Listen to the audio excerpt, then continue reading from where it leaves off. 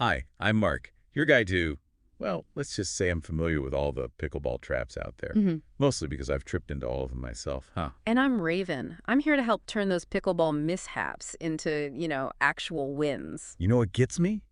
It's how this sport can make you feel like you've got it all figured out 1 minute, then bam, you're the ultimate klutz the next. Right, but that's part of what makes pickleball so great, I think. It's this mix of skill, strategy, and yeah, okay, a little luck never hurts. But even the pros, they make mistakes. The thing is, they've learned, how to use those mistakes. Totally. And that's why we're diving into the top 10 pickleball mistakes today. You know, those common blunders everyone makes, no matter what level you're at. Exactly. But don't worry, we're keeping things fun, right? A little humor, a lot of practical advice. Ready when you are. Okay, let's rally. First up, Hmm. footwork. Our source calls it the foundation of pickleball. And, well, yeah, without good footwork, you're basically just, stuck, waiting for a miracle, basically. And those miracles don't always happen in pickleball, that's for sure. Small, quick steps, those are your friend. It's not about looking fancy out there. It's about moving with agility. You're not trying to win a dance marathon. Oh, man. Tell me about it. I once tried, I tried to do this graceful lunge to chase down a shot. Ended up face planting into the net. Classic. So many players overestimate their reach. Those small steps, that's how you stay balanced and react quickly. You never know what's coming at you. So, less dramatic leaps, more strategic shuffles. Exactly. Agility over acrobatics every time. And here's another tip. Adjust your stance based on the shot coming at you. High shot. Bend those knees. Low shot. Get lower yourself. Bend for high, low for low. Making a mental note. No more trying to be a pickleball ballerina.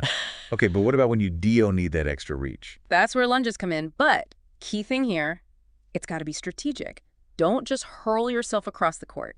Bend those knees, not your back, and use those legs for power. Lunges. Good for pickleball, not so good for embarrassing moments. Got it. Let's move on. Another one that gets me, serving. You've got your paddle, you've got the ball, and then it's like everything falls apart. Serving is tricky. It's about way more than just hitting it as hard as you can. Don't get me started.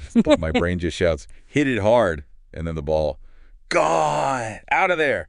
Help me out. What's the secret? Control, consistency. Think of it like you're guiding the pickleball, not launching it. Less smash, more finesse. Okay, I can try that.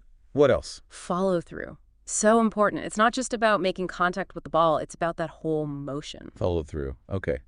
More serving secrets. Lay it on me. Variety. Don't be predictable. Mix up your serves. Top spin, slice, flat, even underhand. It can all work. Keep them guessing. Wow. Okay, actually taking notes. All right, next up, the no volley zone. The kitchen. It's like that plate of cookies you can't touch. Well, unless one falls on the floor, then it's fair game. Am I right? That's actually a great analogy. You can't volley hit the ball in the air in that zone, but if it bounces, you're good to go. Strategic cookie retrieval. Knew that analogy would work. But really, what makes the kitchen so strategic, even if there are no cookies involved? It's all about control and positioning. Let's say your opponent hits a weak shot, right?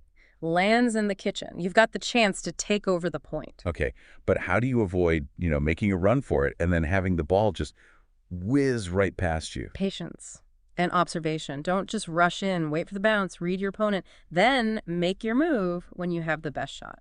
It's like we're playing pickleball chess out there, but with, less sitting. And a lot more running around. Way more sweating, let's be honest.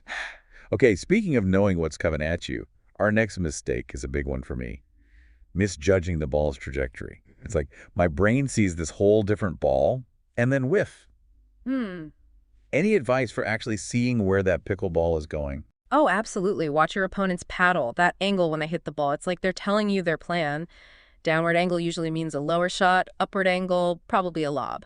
So it's all about, observation, Mm-hmm. anticipation. Now, doubles. That's where things get interesting. And by interesting, I mean I once literally ran into my partner because we both went for the same shot. Not our finest moment. Doubles is a whole other game, right? It's all about teamwork, communication. When it works, it's like you're a well-oiled machine out there. I like the sound of that. How do we become that well-oiled pickleball machine then? Signals. Decide before the game who's covering forehand, who's got backhand, that kind of thing. It's like our own secret pickleball language. Exactly. And don't forget to actually talk. Mine, yours. No one wants a collision out there. Right. Safety first. Okay, so communication is key. But what about strategy? Hmm. Sometimes I feel like I'm just reacting to whatever my opponent does instead of having my own plan. Another common mistake. Strategy oversights. Easy to get caught up in the moment, but trust me, having a game plan makes a huge difference. It's like, would you go into a battle with no strategy? Probably not. Oh, good point. But like, where do you even start? Analyze your opponent. Figure out their weaknesses. Backhand got them struggling. Lobs throwing them off. Once you know their weak points, you can use that. So we're like pickleball detectives now. Gather clues, create a plan, defeat the opponent. Okay, this just got way more intense. Right. And speaking of keeping your opponent guessing, let's talk about shot variety. You wouldn't eat the same thing for every meal, would you? You know me too well. I gotta have options. Pickleball buffet, here I come. But seriously, why is mixing it up so important?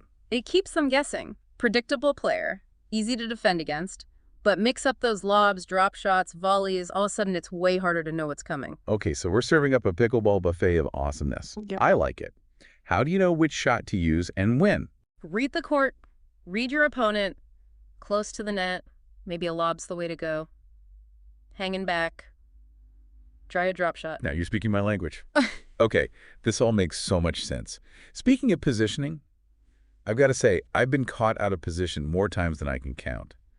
It's not pretty. Bad court positioning. It happens. But pickleball, it's all about moving. You got to adjust based on what your opponent's doing and your own strategy. So no more like standing around looking lost in the middle of the court. Nope. Deep shot, move back, give yourself time to react. Short shot, step up, take control of the net. You're basically dancing out there with your opponent. Okay, pickleball tango it is. Oh.